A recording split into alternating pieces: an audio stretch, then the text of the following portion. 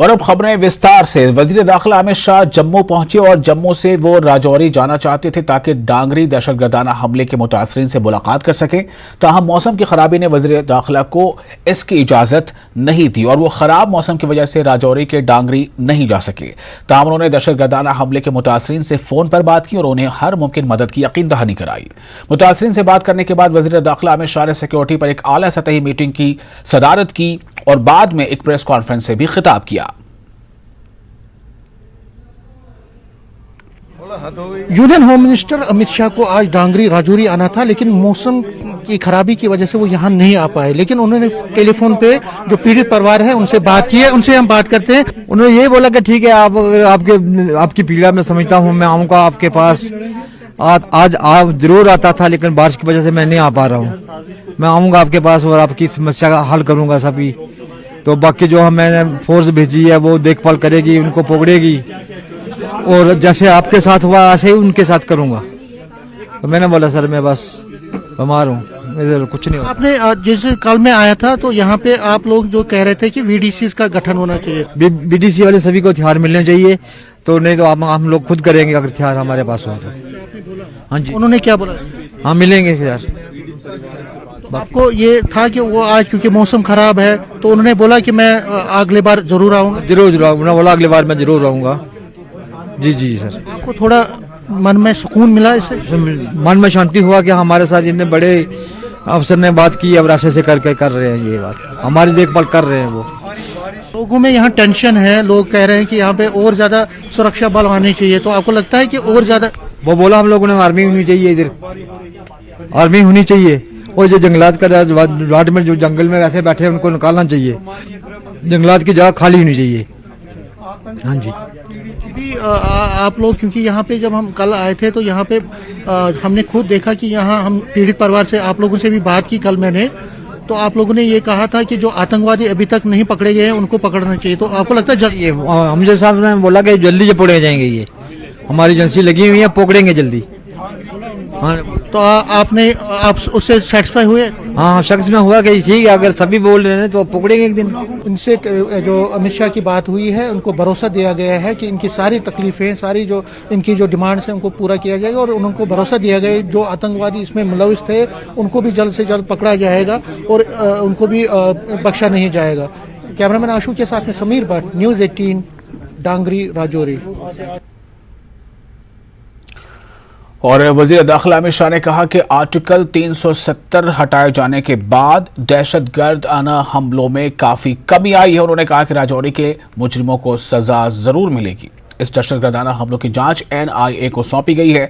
जम्मू में अमित शाह ने एक प्रेस कॉन्फ्रेंस से खिताब के दौरान इन बातों का इजहार किया। इनके साथ LG मनोज सिन्हा भी मौजूद रहे। विशेष कर जो लोग एक दुर्भाग्यपूर्ण घटना में मारे गए, राजौरी के क्षेत्र में, इनके आप्तजनों से मिलना और इनकी दुख में सहभागी होना ही उद्देश्य था। परंतु आज मौसम के कारण वहां मैं पहुंच नहीं पाया। सभी के सभी सातों परिवारों के सभी सदस्यों के साथ मेरी टेलीफोन पर बातचीत हुई है और क्योंकि मौसम के कारण मैं जा नहीं सकता था तो टेलीफोन के माध्यम से उनके दुख के अंदर सहभागी होने का मैंने प्रयास किया है। उनकी जो बातें हैं उसको ध्यान से सुनी है। LG श्री मनोज सिन्हा जी भी मेरे साथी थे जब मैं बात कर रहा था। उनका हौसला पूरे देश के लिए उदाहरण रूप हौसला था। सभी लोगों का कहना था एक क्षेत्र हमारा है, हम इसको नहीं छोड़ेंगे। कुछ परिवार पाक ऑक्यूपाई कश्मीर से भी आए थे, फिर भी डटकर लड़ने का मूड इतने बड़े हादसे के बाद भी प्रदर्शित होना बहुत बड़ी बात है। उसके बाद आज यहां पर सिक्योरिटी एजेंसीज के सभी पहलुओं पर और सभी प्रकार की जितनी भी एजेंसियां जम्मू कश्मीर के सुरक्षा के लिए जिनकी भूमिका है, वो सभी एजेंसियों के साथ विशेषकर जम्मू क्षेत्र के सुरक्षा के इंतजाम को लेकर एक डिटेल बैठक हुई है। आने वाले दिनों में एक बहुत सुरक्षित ग्रिड बनाने के लिए भी यहां पर चर्चा हुई है। मैं इतना ही कह सकता हूं कि सुरक्षा एजेंसियां, चाहे जम्मू कश्मीर पुलिस हो, बीएसएफ हो, सीआरपीएफ हो, जम्मू पुलिस का एसआईए का टीम हो या सेना हो, ये सभी एजेंसियां 100% मुस्तैद है और विश्वास के साथ आने वाले दिनों में इन घटनाओं को रोकने के लिए इनका मनोबल भी बना हुआ है। ये दोनों घटनाएं जो 2 दिन में हुई, उसकी जांच कल ही भारत सरकार ने एनआईए को सौंप दी है। एनआईए और जम्मू पुलिस दोनों मिलकर इस घटना की जांच करेंगे। जांच में एनआईए के साथ जम्मू पुलिस का पूरा इन्वॉल्वमेंट होगा और विगत 1.5 साल में जितनी भी घटनाएं हुई हैं, इस सारी घटनाओं को एक साथ रखते हुए ये टीम आतंकवादी गतिविधियों की जांच उसी दायरे में करेगी। इसके साथ साथ ओजीडब्ल्यूएस के लिए भी आतंकवादी ग्रुपों के सपोर्ट सिस्टम के लिए और उनके सूचना तंत्र के लिए भी सभी पहलुओं पर आज चर्चा हुई है और एक कह सकते हैं कि संपूर्ण 360 डिग्री सुरक्षा का चक्र बनाने का आज सभी एजेंसियों ने भरोसा भी दिलाया है और इस पर चर्चा भी हुई है। हमारी जितनी भी सूचना की एजेंसियां हैं, इन्होंने भी अपनी गतिविधि को और टाइटन करने का फैसला भी बनाया है, रणनीति भी करी है। मुझे विश्वास है कि आने वाले दिनों में जिन लोगों ने भी ये घटना करी है, उनको जम्मू कश्मीर पुलिस बहुत कम समय के अंदर नसीहत करेगी और उनको कानून के दायरे में लाकर कोर्ट के सामने खड़ा करेगी। इसके साथ साथ जम्मू क्षेत्र की पूरी सुरक्षा को चौक चौबंद करने के लिए जो एक्शन प्लान बना है, ये टाइम बाउंड है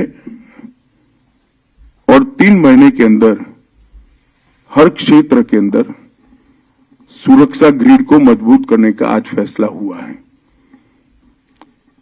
मैं जम्मू के नागरिकों को इतना भरोसा दिला सकता हूं कि इनकी आतंकवादी ग्रुपों की मंशा जो भी हो, परंतु हमारी एजेंसियां मुस्तैद होकर जम्मू की सुरक्षा करेगी। और फिलहाल एक छोटा सा ब्रेक लेते हैं, जल्द हाजिर होंगे।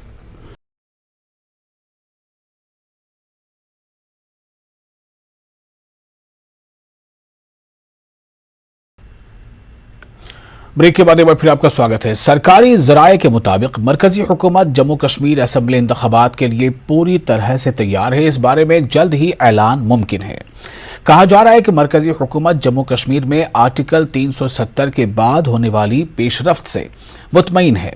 हुकूमत का मानना है कि जम्मू कश्मीर के अवाम इंतखाबी अमल के लिए तैयार हैं और दहशतगर्द कैडर में शामिल होने वाले मकामी लोगों की तादाद भी कम हुई है। इस इंतखाबी ऐलान से कबल इस बात का कौमी इम्कान है कि बड़े पैमाने पर रद्द-बदल भी हो सकता है।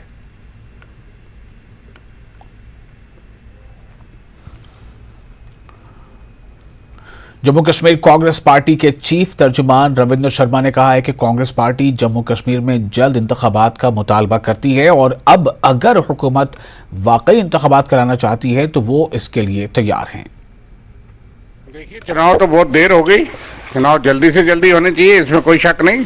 कांग्रेस पार्टी ने पहली आवाज़ उठाई थी 370 तोड़ने के बाद कि आप चुनाव करवा दीजिए। आपने अपना एजेंडा पूरा किया लेकिन स्टेट को तोड़ दिया।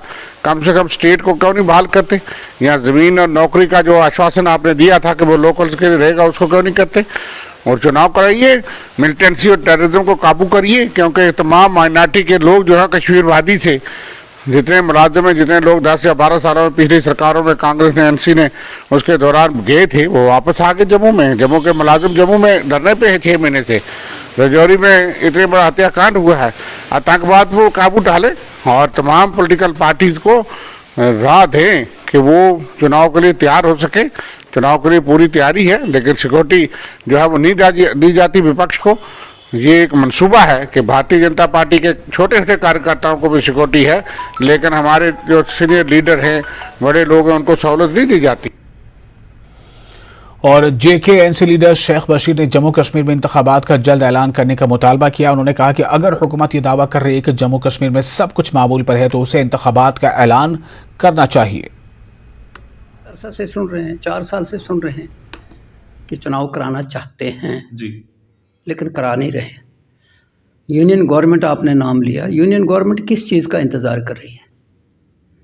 डिलिमिटेशन भी हुआ जी, वोटर लिस्टें भी बन गई और उसके बाद लोगों को यही इंतज़ार था कि ये चुनाव अनाउंस करेंगे। जी, अब अगर वो नहीं कर रहे हैं, प्राइम मिनिस्टर नरेंद्र मोदी जी एक स्टेटमेंट दे दें कि हम कराना चाहते हैं, होम मिनिस्टर दे दे स्टेटमेंट कराना चाहते हैं।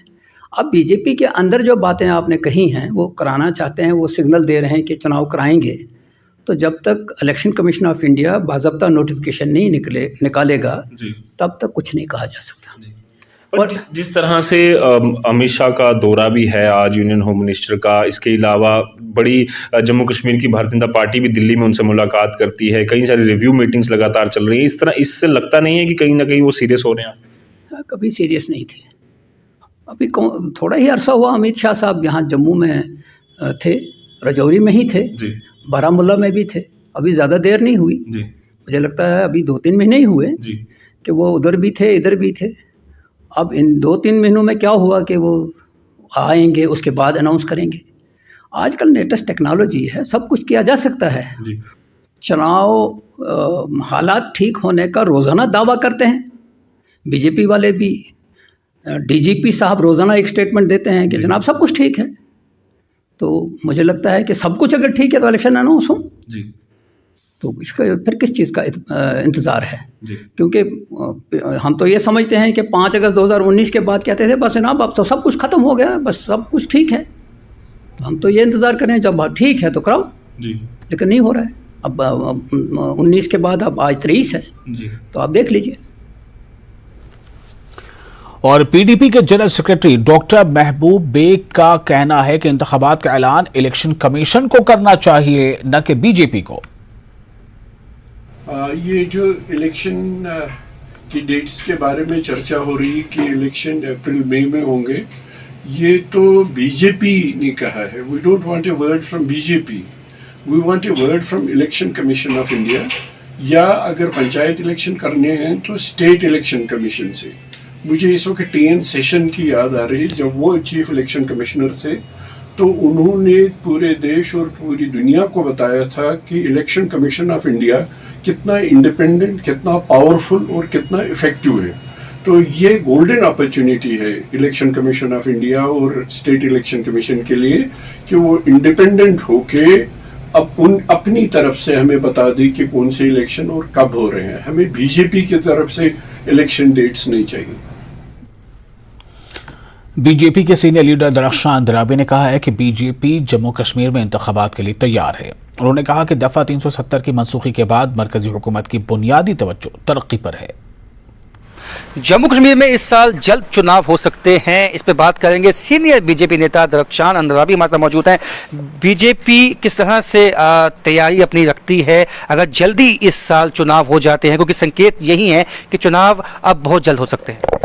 देखिए, बीजेपी ऐसी पार्टी है जो कैडर बेस्ड पार्टी है और हम हर चीज़ के लिए तैयार रहते हैं। हमारे लिए ऐसी कोई नई बात नहीं रहती है, क्योंकि हमें हमेशा इस चीज़ के लिए तैयार रहना पड़ता है। जो हमारे वरिष्ठ नेता हैं अपने वर्करों को हमेशा तैयार रहने की हिदायत देते हैं। किसी भी चुनौती का सामना हो तो हम उसके लिए तैयार रहते हैं। तो रही बात इलेक्शन की, जब भी होंगे तो इंशाअल्लाह रहमान हम उसके लिए तैयार रहेंगे, क्योंकि इलेक्शन डेमोक्रेसी का हिस्सा है। डेमोक्रेसी तभी ज़िंदा रहती है जब चुनाव होते हैं, और चुनाव की प्रतिक्रिया जो ही किसी भी स्टेट या यूटी में शुरू हो जाती है तो तमाम पॉलिटिकल पार्टियां मैदान में कूद जाती है। तो वैसे ही भाजपा एक बहुत बड़ी पार्टी है, तो इसकी तैयारियां नेचुरली बहुत बड़ी होंगी। तो जब भी चुनाव का बिगुल बजेगा तो हम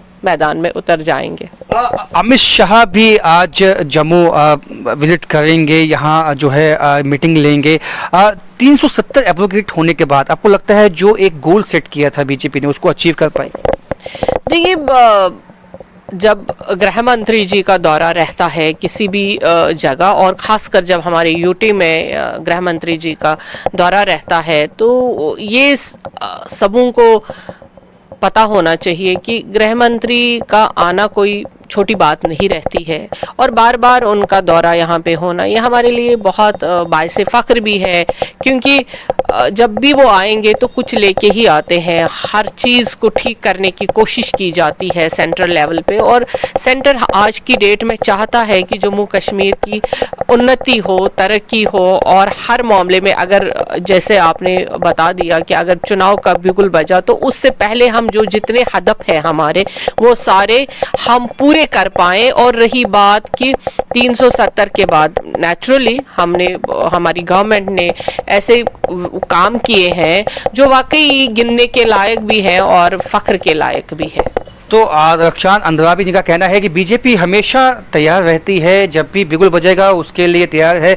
और जिस तरह से इन्होंने कहा है कि 370 के बाद सेंट्रल गवर्नमेंट ने जो फोकस रखा है वो जम्मू कश्मीर में डेवलपमेंट पे रखा है, और इसका फ़ायदा चुनावों में भी मिलेगा। कैमरामैन चांद के साथ राजन वैद, न्यूज़ 18 जम्मू। जम्मू में सर्दियों को अलविदा करते हुए लोहड़ी मनाने की तैयारियां जोरों पर हैं। कई दुकानें लगाई गई हैं जहां तकरीबात के लिए दरकार अशिया दस्तयाब रखी गई हैं। लोग भगवान अग्निदेव को चढ़ाए जाने वाले गुड़, मूंगफली, रेवड़ी, गजक, खजूर और दीगर अशिया की खरीदारी में इस कदर मसरूफ हैं। और त्यौहार की तकरीबात आग की रोशनी के साथ की जाती है, जहां अमन, भाईचारे और सुकून के लिए दुआएं की जाती हैं।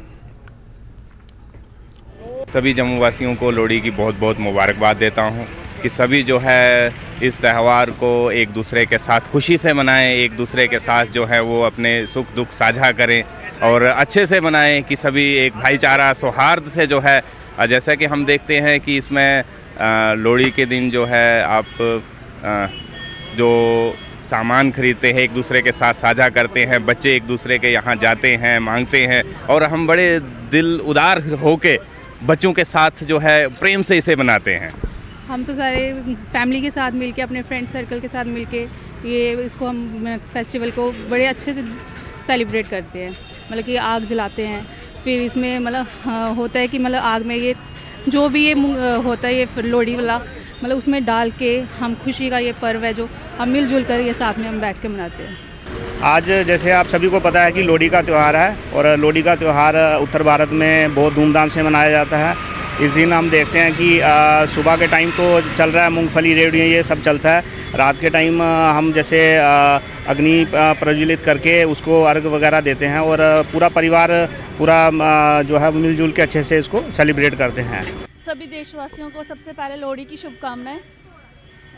आज हम यहाँ खरीदारी करने के लिए आए हैं यहाँ पे इतनी बारिश में भी सभी लोग जी भर के खरीदारी कर रहे हैं। ये लोहड़ी के लिए सारी खरीदारी है। लोहड़ी का पर्व एक प्यार का पर्व है। इसमें हम सब लोग मिलके इस अवसर को मनाते हैं। हम सारे मिलके आग जला के एक दूसरे के साथ गले मिलके पुराने गिले शिकवे दूर करके आज हम लोहड़ी का अवसर बनाएंगे। अब रात में अग्निदेव को ये समर्पित की जाएंगी और खुसूसी दुआएं मांगी जाएंगी पूरे विश्व की शांति के लिए, सुख समृद्धि के लिए, अपने परिवार के लिए। कैमरामैन साहिबा के साथ में राजेंद्र तिक्कू, न्यूज़ 18 जम्मू। जहाँ एक तरफ पूरा मुल्क लोहड़ी का त्यौहार अपने अहले खाना के साथ मना रहा है, वहीं जम्मू के बाल निकेतन वेद मंदिर में भी ये त्यौहार धूमधाम से मनाया गया। इस दौरान मुख्तलिफ समाजी तंजीमों ने यतीम खाने में मौजूद बच्चों के साथ खुशियाँ बांटी और सबसे अपील की कि वो आगे आएँ और यतीम खाने में मौजूद बच्चों के साथ अपना प्यार बांटें। इस मौके पर बच्चों ने भी खुशी का इजहार करते हुए कहा कि हम सब यहाँ पर तमाम त्यौहार खुशी से मनाते हैं। अगरचे हमारा कोई ख़ानदान नहीं है, लेकिन अपने ख़ानदान में हम तमाम त्यौहार बड़े धूमधाम से मनाते हैं। लोहड़ी का पावन त्योहार आज पूरा देश मना रहा है और हम सब अपने घरों में अपने परिवारों के साथ जहां लोहड़ी मना रहे हैं, उसी तरह से आज वेद मंदिर में भी यहां पर लोहड़ी का त्योहार जो है वो मनाया जा रहा है। आप देख सकते हैं किस तरह से खुशियां जो हैं वो बांटी जा रही हैं और जो जिस तरह से ट्रेडिशनल तरीके से जो लोहड़ी मनाई जाती है, उसी तरह से जो है आप देख सकते हैं किस तरह से ये बच्चे जो कि अपने परिवार से दूर हैं, कोई किसी कारणों की वजह से वो नहीं अपने परिवार के साथ हैं, बट यहाँ पर किसी तरह की उन्हें कमी महसूस ना हो परिवार की, सभी खुशियां, ये सभी त्योहार जो है वो यहाँ पर मनाते हैं और खुशियां बांट रहे हैं। आप देख सकते हैं इनके साथ संस्थाएं भी अलग अलग आती हैं, लोग भी आते हैं, समाज के सिविल सोसाइटी के आगे आते हैं ताकि ये जो अपने परिवारों से दूर हैं एक अच्छी तरीके से सभी त्योहार मना सके। कुछ बच्चे हमारे साथ हैं, इनसे बातचीत करें। बहुत खुशी से मना रहे हैं हम और ये देश में मनाई जाती है पूरे, और देश के साथ ये वेद मंदिर है, इधर भी मनाई जाती है खुशी से। तो कभी लगता है कि परिवार से दूर होकर कैसे यहाँ पर सारे त्योहार मनाते हो आप? हम खुशी से मनाते हैं, बहुत अच्छे से। तो आज लोहड़ी मना रहे हो, देख लो आप अंकल और भी आए हैं सारे, किस तरह से खुशी हो रही है, अच्छा लग रहा है? हाँ जी। तो बाकी क्या कह रहे हैं आपके साथी? वो भी खुश हैं सारे, और आप देख सकते हैं किस तरह से खुशियां जो हैं वो बांटी जा रही हैं। मैं यही आगे मदद से लोगों को करना चाहिए, हमें इनकी इतनी मदद के लिए आगे आना चाहिए। हम तो वैसे कर रहे हैं, ये संस्था तो करती हैं, तो जो सिविल लोग हैं इनको भी आना चाहिए। तो हम जो है हर एक त्योहार खुशी से मना सकते हैं और उसी तरह से देश का जो पहचान है उसे हम जिंदा रख सकते हैं। न्यूज़ 18 जम्मू कश्मीर लद्दाख के लिए जम्मू से मैं रजत वोरा। फिलहाल एक छोटा सा ब्रेक लेते हैं, जल्द हाजिर होंगे।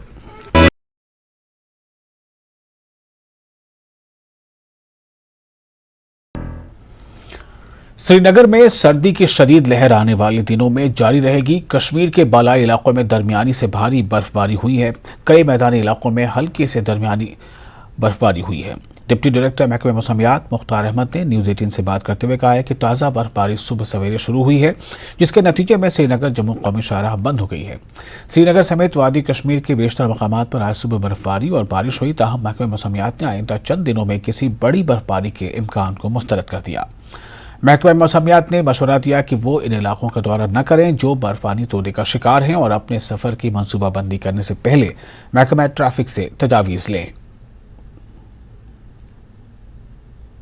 वही थी पहले से लगभग 13 आफ्टरनून तक जो है वो वेदर जो है इंक्लीमेंट रहेगा, और जिसमें हल्की से लेकर दरमियान दर्जे की बर्फ़बारी, खासकर मिडल रीच में, मैदानी इलाकों में भी हल्की बारिशों के साथ हल्की बर्फ़बारी, और कुछ एक हायर रीच में जो है हैवी स्नोफॉल भी हुआ है, ऑलमोस्ट 2.5 फीट से लेकर 3 फीट तक। और अभी जो करंट स्टेटस है, हल्की बर्फ़बारी सेंट्रल कश्मीर और साउथ कश्मीर में अभी चल रहा है। जम्मू के कुछ एक इलाकों में भी हल्की बारिशें हो रही है। तो आज आफ्टरनून तक जो है कुछ एक जगहों पे अभी रुक गया है, खासकर north western parts of valley की बात करेंगे, कुपवारा, बांडीपुरा, इन सारे एरियाज़ में वेदर जो है इम्प्रूव हो चुका है और बाकी जगहों पे भी अब ग्रेजुअली इम्प्रूव होगा। तो लगभग 18 शाम तक जो है वेदर अमूमन ड्राई रहेगा, और 19 के बाद जो है बैक टू बैक छोटे छोटे फीवल WDs बहुत सारे आ रहे, तो वेदर जो है मोस्टली क्लाउडी रहेगा 19 से लेकर ऑलमोस्ट 25 तक। जनूबी कश्मीर के मैदानी इलाकों में चिल्ले कलां की पहली बर्फबारी हुई। जिला अनंतनाग के काजीगुंड, पहलगाम, कोकरनाग और वीरीनाग में भारी से औसत दर्जे की बर्फबारी हुई है, जबकि पीर पांचाल पहाड़ी रेंज में भी भारी बर्फबारी हुई है, जिसके बाद हुकाम ने जम्मू श्रीनगर कौमी शाहराह को ट्रैफिक की आमद रफ्त के लिए बंद कर दिया है। हुक्काम ने ये इक़दाम शाहराह पर फिसलन पैदा होने और चट्टानें खिसकने के वाक़यात के मद्देनज़र मुसाफिरों की हिफाजत को यकीनी बनाने के लिए उठाया है। शाहराह के बंद होने की वजह से आज दिन भर माल बरदार गाड़ियों की काफ़ी तादाद दरमांदा रही, जबकि आम मुसाफिरों के साथ साथ सयाहों को भी काफ़ी परेशानियां उठानी पड़ी। डीसी अनंतनाग डॉक्टर बशारत क़य्यूम ने कई मकामात पर बर्फ़ हटाने के काम का जायज़ा लिया। ताहम लगातार बर्फबारी की वजह से अक्सर शाहराहों पर फिसलन पैदा होने से गाड़ियों की आमदोरफ्त मुतासिर रही। मालबरदार गाड़ियां हैं वो काफी तादाद में यहाँ पर जमा हैं और ये चाहते हैं कि जल्द से जल्द मौसम साफ हो जाए और जो रोड रेस्ट्रिक्शन वर्क है वो जल्द से जल्द मुकम्मल हो जाए और रास्ता बहाल हो जाए। और नेशनल हाईवे के बंद होने से और लगातार जो दिन भर बर्फबारी जारी रही उसकी वजह से मुसाफिरों को काफी दिक्कतों का सामना करना पड़ा। आप नाम बताएं अपना और कहाँ से आप? हरजीत सिंह नाम है सर, पंजाब से, अमृतसर से हैं सर। हाँ जी, पंजाब से आप है। तो यहाँ क्या करने आए थे? सर गाड़ी खाली करने के लिए आए थे, काम कर रहे हैं अपना रोजी रोटी के लिए सर, लेकिन मौसम बहुत खराब हो गया सर। अभी हम बोल रहे हैं सरकार से, गुंजाइश है कि जल्दी से जल्दी गाड़ियाँ छोड़ी जाए, अपने घर पे जाए हम सर, मौसम ज्यादा खराब हो गया, बहुत ज्यादा। तो अभी रोड की कंडीशन क्या है? जिस तरह से हम रोड देख रहे हैं कि गाड़ियाँ फंस रही है, जोसू की अगर हम बात करेंगे वहाँ चढ़ाई पे गाड़ियाँ फंस रही है, तो रोड की क्या कंडीशन? रोड की कंडीशन सर बहुत खराब है, मतलब खाली गाड़ी के लिए भी परेशानी है और भरी के लिए भी फिसल जाती है गाड़ी चलती चलती, मतलब मुड़ती भी नहीं है, बहुत ज्यादा परेशानी आ रही है। मतलब रिक्वेस्ट है सरकार से कि हमें छोड़ा जाए, जहाँ से अपने घर जाए। तो क्या क्या दिक्कतें आती है आपको? दिक्कत सर खाने पीने की बहुत परेशानी है, मैं 2 किलोमीटर से आया जी पानी लेने के लिए, बस खाने पीने की ज्यादा परेशानी है सारे। तो यहाँ पर कोई सुविधा होटल वगैरह या मतलब होटल क्या, बाथरूम वगैरह किसी भी मतलब प्रकार का कोई भी सुविधा नहीं है सर यहाँ पे, तो आपके सामने परेशान है सर। गाड़ी चलती नहीं है सर इधर रोड पे, सुबह से बर्फबारी हो रहा है, तो अब गाड़ी जैसे ही हमने लोडिंग के लिए अंदर जा रहे थे, गाड़ी चली नहीं, तो फिर हम बैक आए, साइड में लगाया, थोड़ा गाड़ी धक्का देके, तो अब गाड़ी चलती नहीं है सर, क्या करे। तो रोड की क्या कंडीशन है? रोड बिल्कुल खराब है सर। बर्फबारी तो हो रही हम क्या कर सकते हैं। खाना पीना जैसे है खा रहे हैं, पानी तानी लेने जा रहे हैं दूर से, खाना भाई नहीं छोड़ेगा, बर्फ पड़ रहा है नहीं छोड़ेगा, गाड़ी चल रही रोड में, जो कश्मीरी गाड़ी पंजाब जो जिले की भी गाड़ी आई सब खड़े हैं हमारे साथ, क्या करना, प्रॉब्लम तो आ रही है भाई। हाँ रोक दिया। आप देख सकते हैं कि किस तरह से लोग जो है गाड़ियों से उतरकर जो है गाड़ी को धक्का दे रहे हैं और यहाँ के लोग भी इसमें जो है पेश है और जो टूरिस्ट वगैरह है उनको यहाँ से निकालने की कोशिश जो है वो लगातार जारी है। और दूसरी जानब जिस तरह से ट्रैफिक अथॉरिटीज की अगर हम बात करेंगे तो उनका ये कहना है कि ट्रैवलर्स को फिलहाल एडवाइज किया गया है कि वो जम्मू श्रीनगर राष्ट्रीय राजमार्ग पर ट्रैवल ना करे, क्योंकि ये खतरनाक साबित हो सकता है। और जिसका आप बखूबी ये नज़ारे देख सकते हैं नेटवर्क 18 के थ्रू कि किस तरह से दिक्कतें पेश आ रही है। और अगर कोई इस वक्त ट्रैवल करने की कोशिश करेगा तो उसको भी इसी तरह की मुसीबतों का सामना करना पड़ेगा। हालांकि अथॉरिटीज ने यह भी कहा है कि रोड रेस्टोरेशन वर्क जो है वो अंडर प्रोसेस है, लेकिन जो स्नोफॉल कंटिन्यूअस हो रही है उसकी वजह से वो वर्क जो है रेस्टोरेशन का काम जो है वो कहीं ना कहीं हैम्पर हो रहा है। न्यूज़ 18 के लिए नेशनल हाईवे काजीगुंड से मुदस्सिर कादरी। माज़ामा मागाम में ट्रेन हादसे के शिकार हो गई। ये रेल बानेहाल से बारामूला जा रही थी। माज़ामा मागाम रेलवे स्टेशन के करीब ये ट्रेन पटरी से उतर गई। ट्रेन में मौजूद तमाम मुसाफिर बाल बाल बच गए। ART एक्सीडेंट रिलीफ ट्रेन भी माज़ामा पहुंच गई और ट्रेन को पटरी से वापस लाया जा रहा है। रेल हुकाम, डिप्टी कमिश्नर बडगाम और दीगर आला अफसरान भी मौके पर पहुंचकर इस हादसे का जायजा और जांच कर रहे हैं और हादसे की वजूहात का पता लगाने की कोशिश चल रही है। उधर बानेहाल बारामूला ट्रेन सर्विस फिलहाल मुअत्तल कर दी गई है। जो आप देख रहे होंगे कि कुछ स्कीडिंग का इशू हुआ है, जिसकी वजह से फिर पूरा ऑपरेशन हॉल्ट किया गया है और जो रेलवेज़ की टीम है इनके आला अहलकार यहाँ पे है और एसेटेन कर रहे हैं। बट कोई लॉस ऑफ लाइफ या इंजरी नहीं हुई है। सारे पैसेंजर्स को सिविल, रेलवे और पुलिस एडमिनिस्ट्रेशन ने अपने डेस्टिनेशन पे पहुँचा दिया। तो इसमें टीम देख रही है, रेलवेज़ की टीम देख रही है और क्या कारण था, क्या है, ये भी सामने आ जाए। जैसे मैंने बोला कोई इंजर नहीं हुआ है और सारी डेस्टिनेशन पे पहुंच गई है। सिविल और पुलिस एडमिनिस्ट्रेशन ने मिलके इनको पूरा जहां पे भी पहुंचाना था, जो भी इनकी डेस्टिनेशन थी, यहां पे थैंकफुली कोई हादसा नहीं हुआ है। बस स्कीडिंग हुई थी जिसकी वजह से ऑपरेशन को सस्पेंड करना पड़ा। और ट्रेन हादसा होते ही माज़ामा मागाम में नज़दीकी रिहायशी लोगों ने इंसानियत और कश्मीरियत की मिसाल कायम करते हुए घरों से चाय और कश्मीरी कहवा तैयार करके हादसे के मकाम पर पहुंचाया और दरमानदा मुसाफिरों और दीगर लोगों को पिलाया। इन लोगों का कहना है कि उन्होंने जो ही सुना कि हादसा हुआ है तो उन्होंने कश्मीरी कहवा तैयार करके समावार में भरकर यहाँ पहुंचाया और सर्दी के इस मौसम में इन लोगों की खिदमत की। मुसाफिरों ने इस इक़दाम की सताइश की। ट्रेन हादसे के मकाम पर इन लोगों के साथ बातचीत की हमारे नुमाइंदे मुनीर हुसैन हुर्रा ने। तुम वो यम सात ट्रेन एक्सीडेंट गो तुम सोचो तम सात असल चीज करो गो शुक्र कि नम सारी मतलब एक्सीडेंट कम गो जख्मी कम गो कि बड़ शुक्र गुजार खुदायस कुन बस इंसानियत ओन नमन ये कि तूर तो स्टापस बनो जल्दी गरी कहव तो अन बनो सही गरी अन जल्दी ये मतलब रेलवे से हमसाया तो तुम क्या यहां वन तुम जल्दी तुम बनो यह कहव गर तो मुसाफिर कर लूकन खिदमत एक्सीडेंट गो सारी बचे गए शुक्र लाख लाख लोग बचे अहन बोज इत ट्रेन गो एक्सीडेंट गर पे दस्ती ये सर्दी तुज चाय तह खिदमत कहव तह इंसानियत यह बोज यह खबर गई सठा मायूस ना अत बुजुर्ग तह सर्दी मज वनस तो चाय दाम। और सयाती मकाम गुलमर्ग के साथ साथ टनमर्ग, द्रांग और दीगर मैदानी इलाकों में ताज़ा बर्फबारी शुरू हो गई है। गुलमर्ग और टनमर्ग में सयाह ताज़ा बर्फबारी का खूब लुत्फ उठा रहे हैं। वहीं बर्फबारी की वजह से सड़कों पर फिसलन भी हो रही है। टनमर्ग से गुलमर्ग जाने वाली गाड़ियों को टायर में बगैर जंजीर बांधे गुलमर्ग जाने की इजाज़त नहीं होगी। गुलमर्ग जाने वाले सयाहों और लोगों को इंतजामिया की हिदायत है कि टायर में जंजीर बांधे बगैर किसी को भी गुलमर्ग जाने की इजाज़त नहीं है। अपने आप को महफूज रहने और हादसा से बचने के लिए टायर को जंजीर बांधे। उधर मैदानी इलाकों में भी दोपहर के बाद बर्फबारी शुरू हो गई है।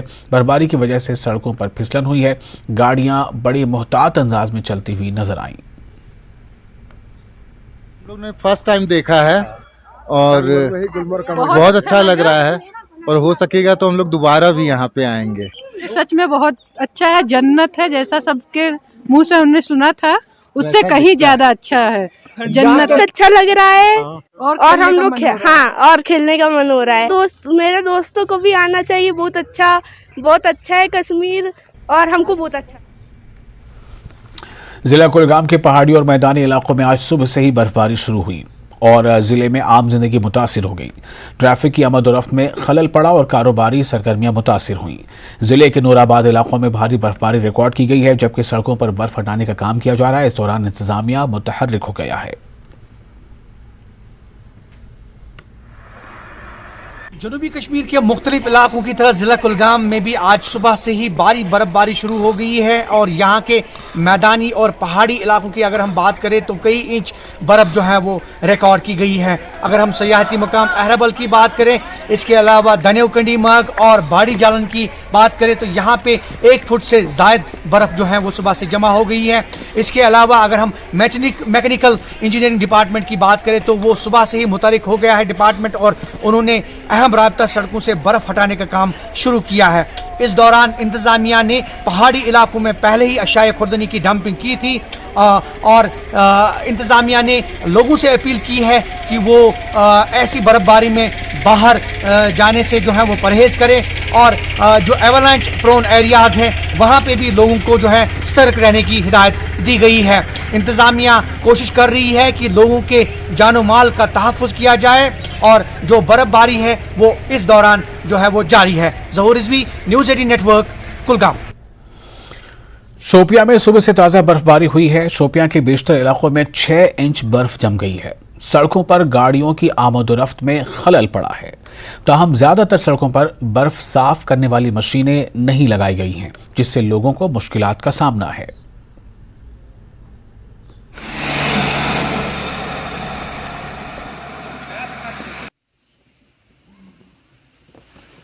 हम लोग खुशी महसूस कर रहे हैं कि जो ये बर्फबारी हो रही है आज, तो हम लोगों ने भी इत्मीनान का सांस लिया है, क्योंकि ये तो बहुत अहम चीज़ है। जो बर्फबारी जो हो रही है ये बहुत अहम चीज़ मानी जा रही है हमारे ये हार्टिकल्चर सेक्टर में। हमारे बागों को यही सैराब कर रही है।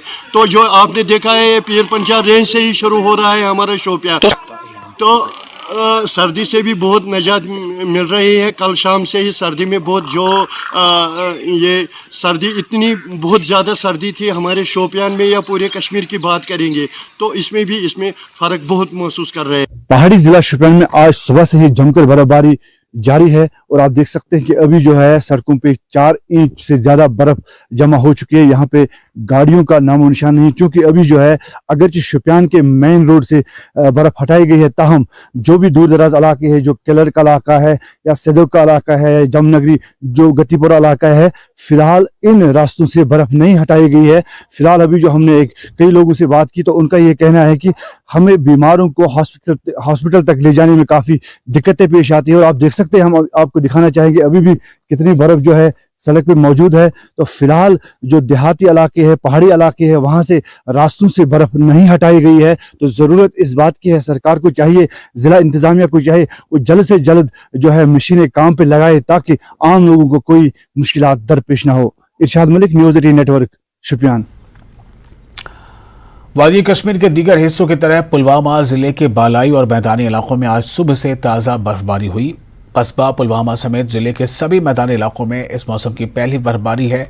मकामी लोग जहां बर्फबारी को बागवानी और ज़रूरी शोबों के लिए काफ़ी बेहतर मानते हैं, वहीं इंतज़ामिया से अपील करते हैं कि बर्फबारी के दौरान बुनियादी सहूलियात मुहैया रखी जाएं। उधर ज़िला इंतज़ामिया पुलवामा ने किसी भी सूरत हाल से निपटने के लिए ज़िला हेडक्वार्टर समेत अबहामा और त्राल में खुसूसी कंट्रोल रूम कायम किए हैं। जो ये बर्फ़ हो रही है ये हमारे बागात के लिए बहुत ही अच्छी बात है और जो हमारा आने वाला फसल जो है उसके लिए भी बहुत ही अच्छी बात है। बस इंतज़ामिया से यही गुजारिश है कि जो ये सड़क, पानी और बिजली ये बहाल रहनी चाहिए ताकि लोगों का। ज़िला इंतज़ामिया से यही गुजारिश रहेगी, अगर स्नोफॉल ज़्यादा हुआ, बर्फ़बारी ज़्यादा हुआ है, रोड कनेक्टिविटी को वो जल्द बहाल रखें, पावर सप्लाई को बहाल रखें, राशन को बहाल रखें और पीने के साफ पानी को बहाल रखें। एक नेक शगुन है, यहाँ कश्मीर के लोगों के लिए बर्फ़बारी शुरू हुई है और इससे ज़राअत और यहाँ के पानी के जो ज़खायर होते हैं वो साल भर फिर चलते रहते हैं। कश्मीर में बर्फबारी के बाद जहां कौमी शाहरा और एयरपोर्ट पर सर्विसेज मुतासर हुई हैं, वहीं रेलवे का भी कुछ ऐसा ही हाल देखने को मिला। रेल खिदमत लगातार मुअत्तल हो रही हैं, जिसकी वजह से मुसाफिरों का मुश्किलात का सामना करना पड़ रहा है। जब हाईवे बंद हुई तो मुसाफिरों ने रेल खिदमत का रुख किया। मुसाफिरों का कहना है कि अगर कोई ट्रेन कैंसिल है तो फिर पहले ही इसकी इत्तला मिलनी चाहिए थी। उन्होंने ये भी कहा कि रेलवे स्टेशन पर मुसाफिरों के बैठने का भी कोई इंतजाम नहीं है। हमारे नुमाइंदे आबिद हुसैन ने रेलवे स्टेशन का जायजा लिया। बर्फबारी के बाद जहां जम्मू कश्मीर नेशनल हाईवे बंद हो चुकी है, वही एयरपोर्ट का भी ऐसा ही हाल है। आज दिन की जो तमाम परवाजें हैं वो कैंसिल हो चुकी है। रेलवे स्टेशन पे भी ऐसा ही हाल देखने को मिल रहा है। मैं अपने साथी से गुजारिश करूंगा, हम बड़गाम रेलवे स्टेशन पे मौजूद है और यहाँ पर आप देख सकते हैं मुसाफिर किस तरह से यहाँ पर इंतजार कर रहे हैं, क्योंकि बर्फबारी की वजह से जो रेल खिदमत है उन पे भी असर पड़ा है।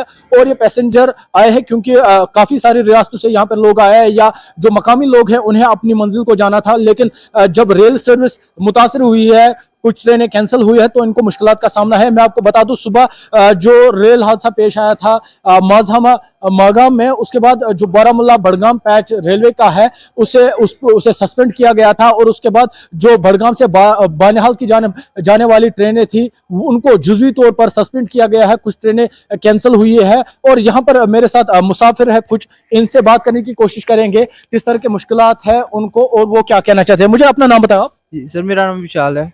विशाल, कहाँ से आया? जी मैं अमृतसर पंजाब से। क्या करने आए थे कश्मीर? हम घूमने आए थे ना, स्नो का मजा लेने के लिए जी। अच्छा, स्नो का मजा लिया?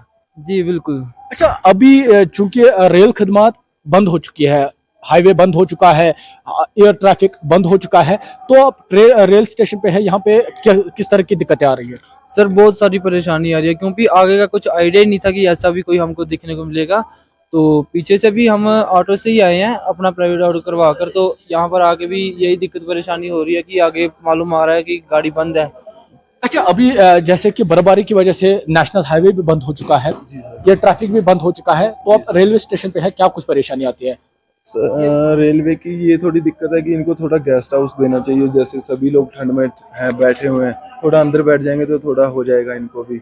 और ये इनको ऑनलाइन थोड़ा करना चाहिए, ये चीज़ जो कैंसिलेशन है ये बताना चाहिए, पहले नोटिफिकेशन डाल देना चाहिए। इस चीज़ की हम लोगों को दिक्कत होता है थोड़ा ना, उस वजह से।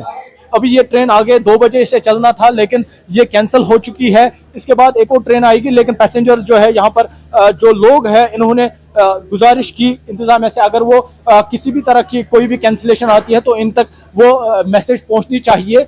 तो ऐसा कुछ नहीं हुआ। इन्होंने ये भी अपील की कि रेलवे स्टेशन पे कुछ बैठने का इंतजाम होना चाहिए, क्योंकि अगर कोई ट्रेन कैंसिल होती है, क्योंकि कड़ाके की ठंड है, अगर ट्रेन कैंसिल होती है तो उनके बैठने का कोई इकदाम होना चाहिए। न्यूज़ 18 के लिए बड़गाम रेलवे स्टेशन से मैं आबिद हुसैन। एक और छोटा सा ब्रेक लेते हैं, जल्द हाजिर होंगे।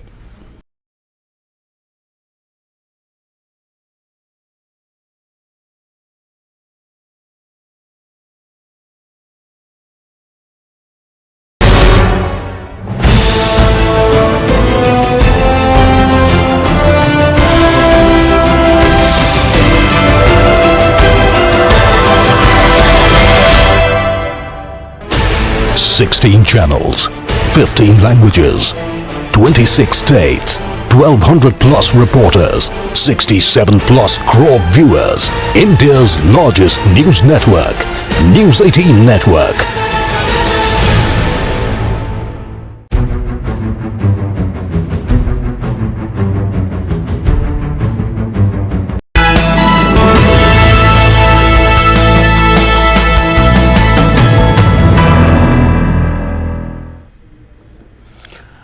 ब्रेक के बाद एक बार फिर आपका स्वागत है। गुज़श्ता 5 सालों से फलों की सनत को मुख्तलिफ वजूहात की वजह से होने वाले नुकसानात के पेश नज़र फयाजुल हसन और उनके दोस्तों ने सिलो सोपोर में आला कसाफत वाले पौधों की नर्सरी कायम की है, ताकि सेब के काश्तकारों को ज़्यादा पैदावार वाली अक़साम की काश्त की तरफ राग़िब किया जा सके। सेब की काश्त करने वाले काश्तकारों का पस मंज़र रखने वाले इन दोस्तों ने साल 2020 में फलों के पौधों के तमाम दरामद शुदा अक़साम और जड़ों के ज़ख़ीरे के साथ इस हाई डेंसिटी फ्रूट प्लांट की नर्सरी कायम की, जिसने वादी भर के फलों के काश्तकारों की तरफ से अच्छा रिस्पॉन्स हासिल किया। फयाजुल हसन का कहना है कि अपनी रोज़ी रोटी कमाने के साथ साथ वो सेब के मयार को बेहतर बनाने में किसानों की मदद करने की कोशिश कर रहे हैं, जिससे यकीनन इनकी पैदावार से अच्छी आमदनी होगी। जहाँ तक सवाल है कि हमें क्या लगा कि हम इसी अपने हॉर्टिकल्चर सेक्टर में वापस आए, सबसे पहले एक अगर बिज़नेस भी देखें या फार्मर के लिहाज से देखें, सबसे पहले बिजनेसमैन देखता है कि उसका जो रॉ मटेरियल है वो कैसे अवेलेबल रहेगा और उसका जो फिनिश्ड प्रोडक्ट है उसका सेल जो रहेगा वो उसका मार्केट देखता है। तो जहाँ तक इस सवाल है इस इंडस्ट्री का, हॉर्टिकल्चर इंडस्ट्री का, सब कुछ हमारे पास रूट स्टॉक अवेलेबल होता है। हमने रूट्स पहले प्रोक्योर किए, उसके बाद हमने खुद ही मल्टीप्लाई किए उनको, उसके बाद हमारा ग्राफ्ट बडवुड तो अवेलेबल है ही। और जहाँ तक मार्केट का सवाल है तो मार्केट भी हमारे यहाँ लोकली है, तो हमें मार्केट देखने के लिए इधर उधर नहीं जाना पड़ता है।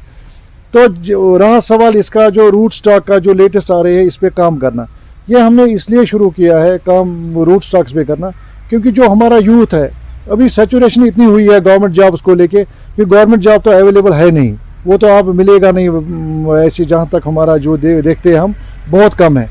तो उसके लिए जो हमारा एजुकेटेड यूथ है उसको आप चाहिए मेरे ख्याल से, अगर उसके पास जो लैंड अवेलेबिलिटी है वो उसको यूटिलाइज करे। आज दोयम वरी इंशाल्लाह यह रुझान लूकन ठीक योर ये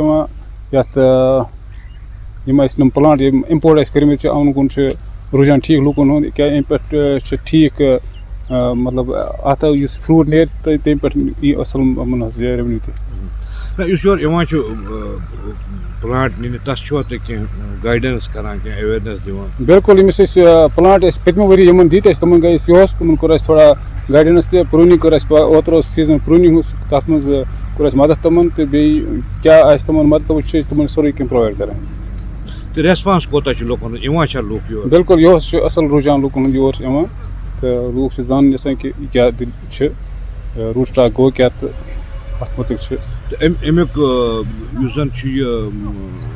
फायदे कत सह वन वन लूकन कुछ सात कैंप कर फिर तो क्या बेनिफिट हाई डेंसिटी मतलब गो कम जमीन में ज्यादा कुल लगाव ये ज़्यादा कुल लगावन अत यह फ्रूट नेरा ज़्यादा बनस्बत यम पुरान बाग तो बेनिफिट लूकन तो वुनकस सेल चलान शुक्र अलहमदुलिल्लाह यह आज ठीक वुनकस ते कुल लूख निवान कुलस नश पतम वरि खुद नीक ज़्यादा कुल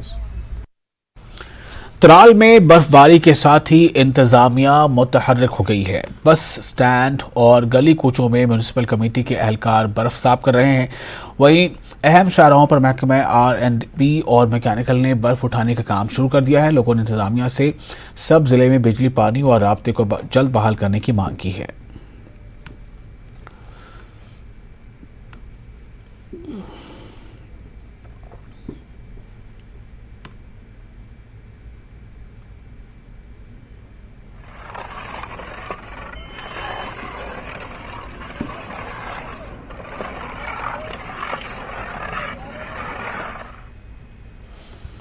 हैंडीक्राफ्ट्स एंड हैंडलूम के डायरेक्टर महमूद शाह ने कहा है कि दस्तकारी की सनत का एक शानदार माजी रहा है और ये वक्त की ज़रूरत है कि मौजूदा टेक्नोलॉजी और मंसूबों की मदद से इस शोबे को जिंदा किया जाए।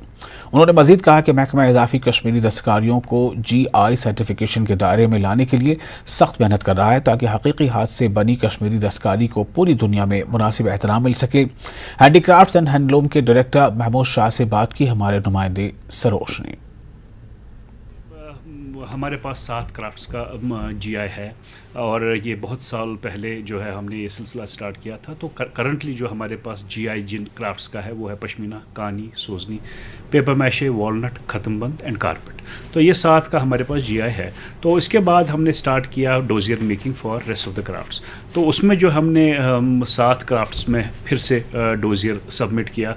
तो उसमें वगू आता है, गब्बा आता है, नमदा आता है, बैट आता है, शिकारा आता है, कश्मीर विलो बैट आता है। और उसके साथ साथ उसके बाद ये हमने 1 महीना पहले डोजियर सबमिट किया to intellectual property rights Chennai. तो उसके बाद हमने अभी 2-3 दिन पहले क्रिवल और चेन स्टिच का डोजियर वहाँ पे भेजा।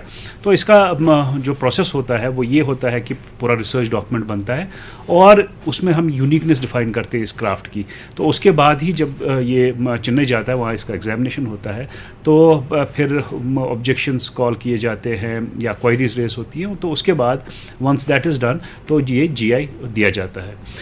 अभी क्रिवल और चेन स्टिच का तो कंप्लीट हो गया। अभी हम काम कर रहे हैं कश्मीर ट्वीट पे। तो होपफुली 2-3 दिन में वो डोजियर भी कंप्लीट होगा और ये हमारे साइड से जाएगा। तो हमारा जो पाइपलाइन में GIs हैं तो 8 रहेंगे इंक्लूडिंग कश्मीर ट्वीट। तो एग्रीकल्चर कमोडिटीज़ हैं वो हमारा डोमेन नहीं है, हैंडीक्राफ्ट का डोमेन है, हैंडीक्राफ्ट रिलेटेड एक्टिविटीज़। तो ये सारा जो है जितने भी प्रोडक्ट्स मैंने आपको बोले चाहे GI मिला हो और या जिनका पाइपलाइन में है ये सारे हैंडीक्राफ्ट रिलेटेड प्रोडक्ट्स हैं। एग्रीकल्चर प्रोडक्ट्स या जो हमारे हॉर्टिकल्चर प्रोडक्ट्स हैं वो उन डिपार्टमेंट्स का डोमेन है। हैंडीक्राफ्ट एक वाहिद डिपार्टमेंट है जिसके पास 7 GIs हैं।